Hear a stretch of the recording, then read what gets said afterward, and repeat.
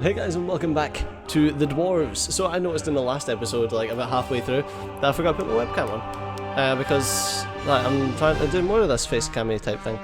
But yes, we're here. I was going to do it like midway through the episode, and I thought, nah, that's just going to be a bit weird. So I thought, nah, I'll just show it on now. Let's continue along. Who is that? Is that the... Yeah, that's the King's army that's coming to help these guys out. Okay, that makes sense. So I think that's 8 of them, or it's got 8 days left until it falls.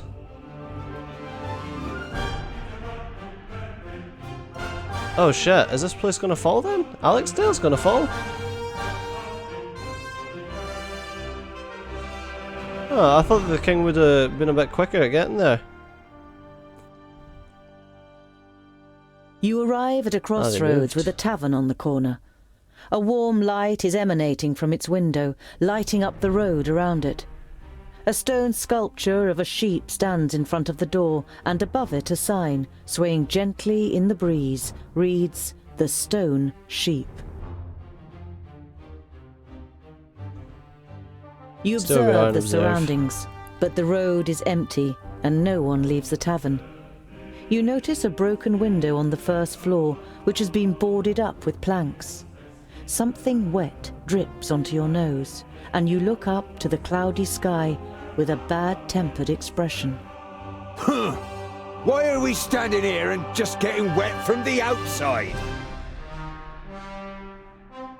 You enter the tavern with a determined stride, and are greeted by a thick wall of pipe smoke. The dozen or so drinkers at the tables turn towards you, then give each other astonished and slightly worried looks. In the tavern, there are half a dozen people sitting at the tables, and just as many at the bar, clearly farmers and labourers from the surrounding villages. Boindale pays no attention to the other guests and trudges over to a table. Together with his brother, you follow him and sit down. The landlord comes out from behind the bar. What can I get you? You hear surly muttering from one of the tables. What are groundlings doing showing their faces here, now of all times? To the neighbouring table, why is it particularly strange that we're here now?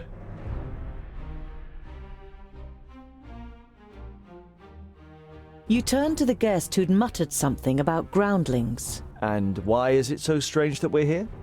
The man glances up briefly, and then stares drunkenly at his tankard, and mutters with a slur, Don't play the innocent. The orcs are terrorizing our lands. And whose fault is it? You let them in. I was not at the stone gateway, and I don't know what happened. But you can be sure of one thing. Dwarves would never cooperate with orcs. We kill them no sooner than we say them, or my name isn't Boindale Doubleblade. The drunkard and his neighbour are given a start. They mumble an apology and turn their attention to the beer in front of them. Fucking dickheads.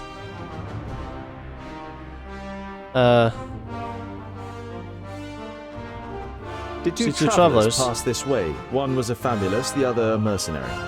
The landlord shakes his head indifferently and mumbles something incoherently. One of the guests is about to say something, but shuts up when the person next to him gives him a poke.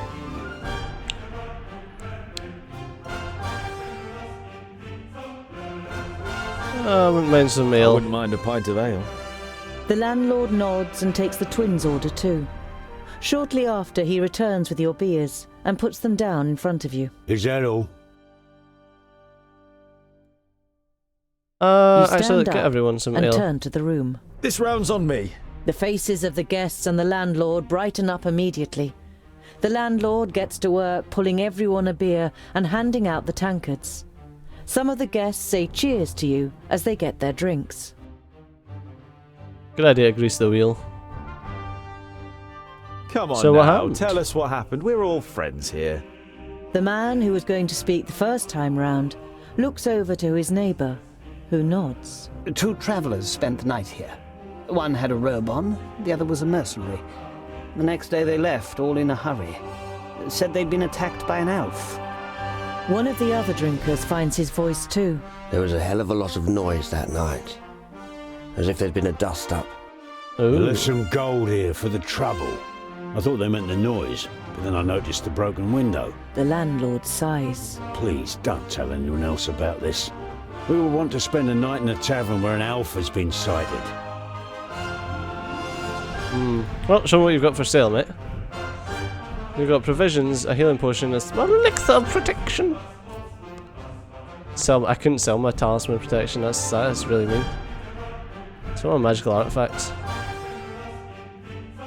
I don't want any of your crap, mate. We're tired and room. long for a proper bed. Give us a Of course, room. gentlemen. You spend a restful night in the tavern and then head off on your way again. I don't know what the 4 is. No injuries. Well, that's nice. There are dead orcs lying in the defensive trenches and strewn over the meadows in front of the city. Some of the locals are busy throwing the bodies on pyres, while others repair the minor damage done to the city wall. You enter the city and the garrison at its centre without being spoken to. It is only when you reach a heavy oak door that leads, you assume, to the commanding officer's headquarters, that you are halted by a guard. Dwarves, eh? Seems we aren't to be spared anything these days. What do you want?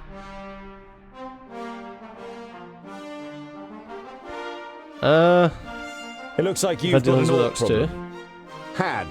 Our scouts detected the army early on, and we were able to repel them without any great losses. A small army of orcs like that couldn't breach our mighty walls. Your mighty walls look like they're about to collapse under their own weight! The soldier isn't intimidated by Boindil. He juts his chin out confidently. At least they stopped the orcs, unlike your dwarven walls in the north. That's a bit harsh, mate. I didn't know that Steepleton was so big. Impressive place. We have fertile meadows.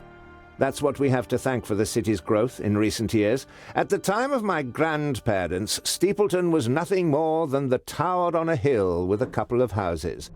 Now we have a market, a temple, and of course, there are royal messengers stationed in the tower, which doesn't do the city's coffers any harm at all. You said you had messengers here. I'd like to send a carrier pigeon to Lot Yonan in Yonandar. Lot Yonan in Yonandar. No problem. It will cost you 90 gold pieces. What?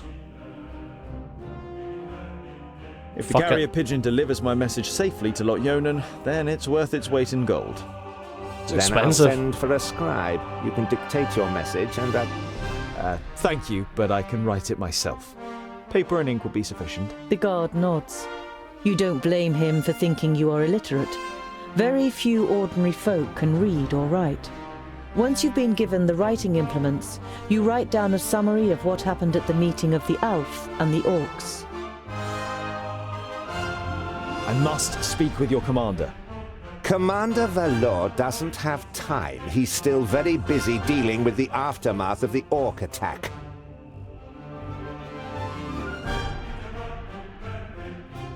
Commander Valor is dealing with the orc problem, and I have important information concerning it.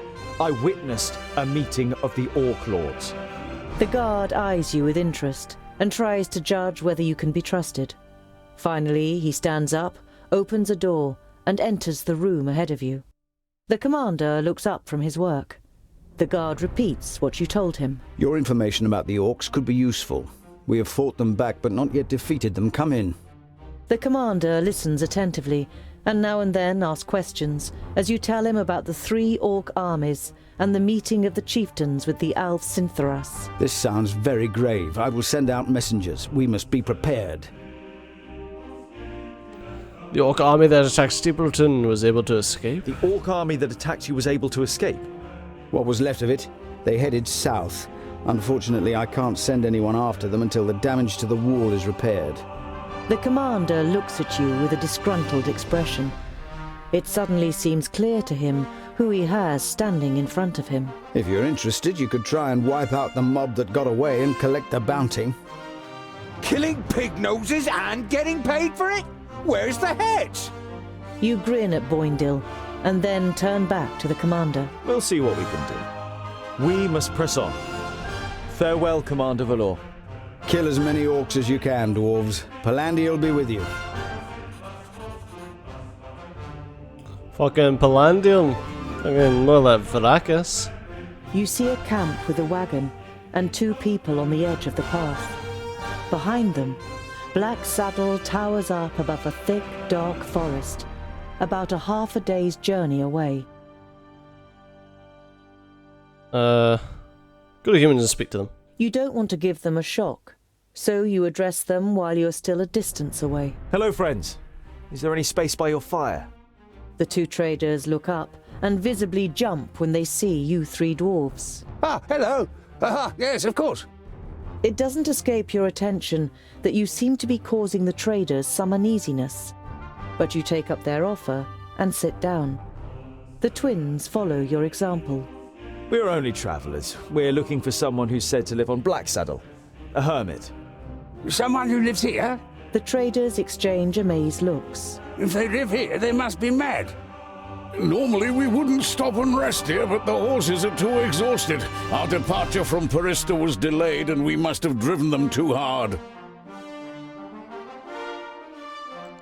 Why does Black Saddle make you feel uneasy? It doesn't look particularly inviting, but it's only a mountain. Only a mountain? You don't know the legend. The trader looks at you and the twins for affirmation, but you all shake your heads.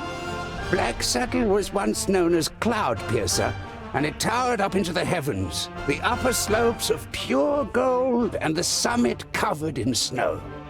The humans wanted to attain this wealth, but the smooth slopes and the dazzling summit made the climb impossible. They called on the dwarves to help them. They were able to tunnel up through Cloud Piercer to the top. They hollowed it out and carried away the gold.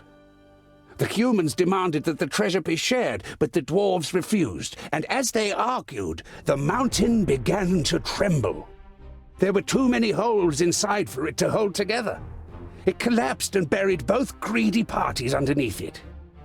The mountain lost its tremendous size and its beauty, and ever since has haunted both humans and dwarves with its erosive hatred, causing even the rocks to turn black over time.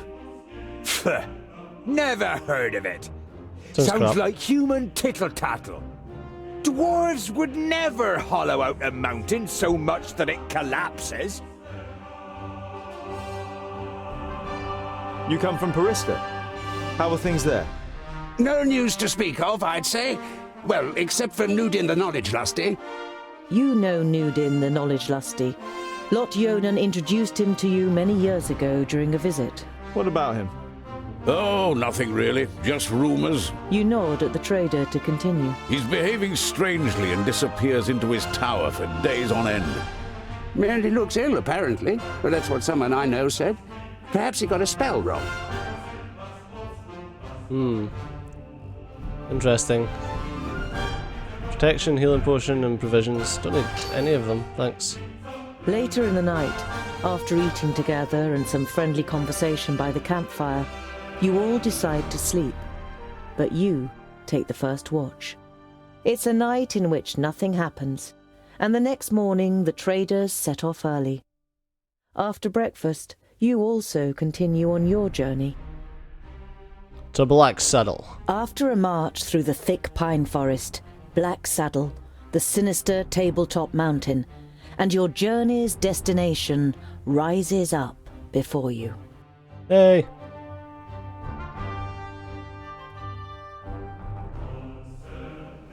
Don't let enemies surround you. Wow, it's dark.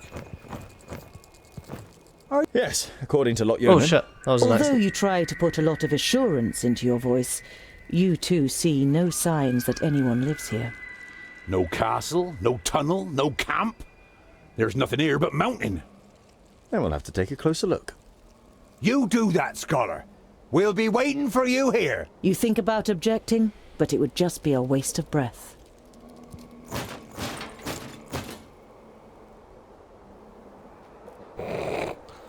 Wow, they actually laid down.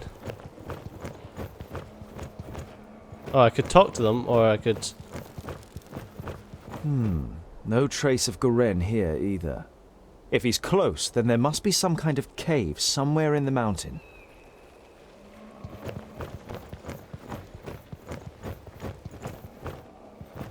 I can only climb a little way here. There must be a better way.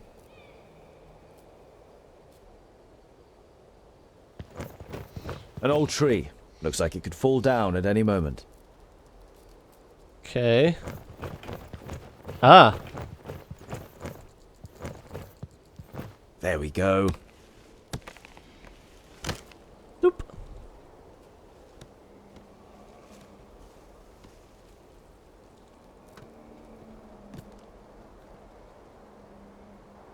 Total fucking badass.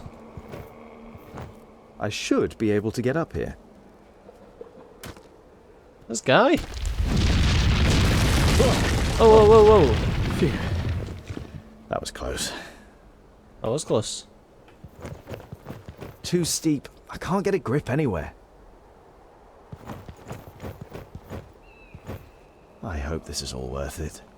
I hope so, mate. I like how you're now climbing up on the stuff that previously fell.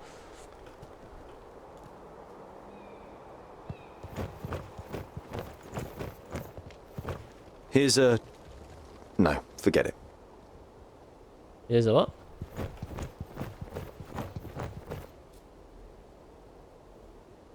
Definitely a rock face. Thanks, mate. There's something engraved on it. What? You realise with surprise that they are runes in the Dwarven language. Okay. Built with the blood of our enemies, be unyielding as the rock, and soak the land in their blood. Oh. Huh? Nice.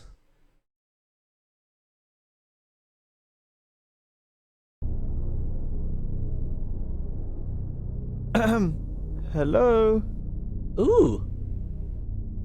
Camera's no happy.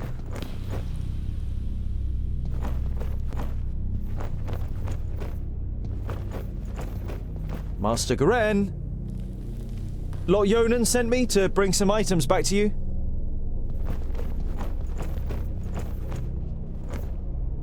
Don't think he's here, My pal. inquiries are almost at an end.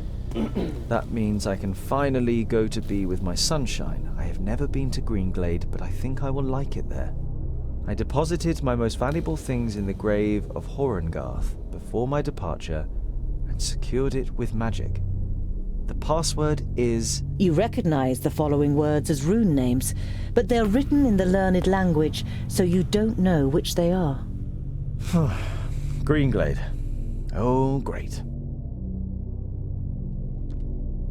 Great. So they did somewhere fucking completely different then. I'd steal his fucking lamp. An eternal flame. I know who taught him that.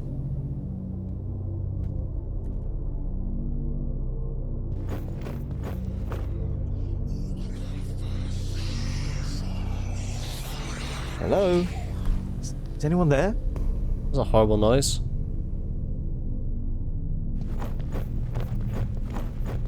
Oh, there's loads of stuff to play with.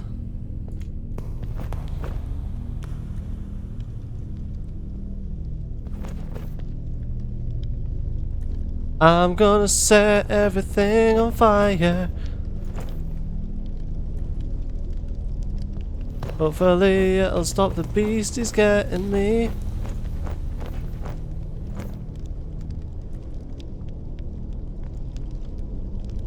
Cause things are talking in the background of stuff.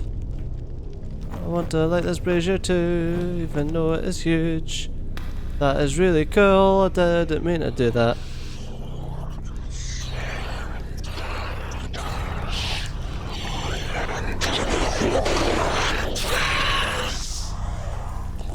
My headpiece is making noises. Thirdly, the fortress belongs to the dwarf hater. Oh.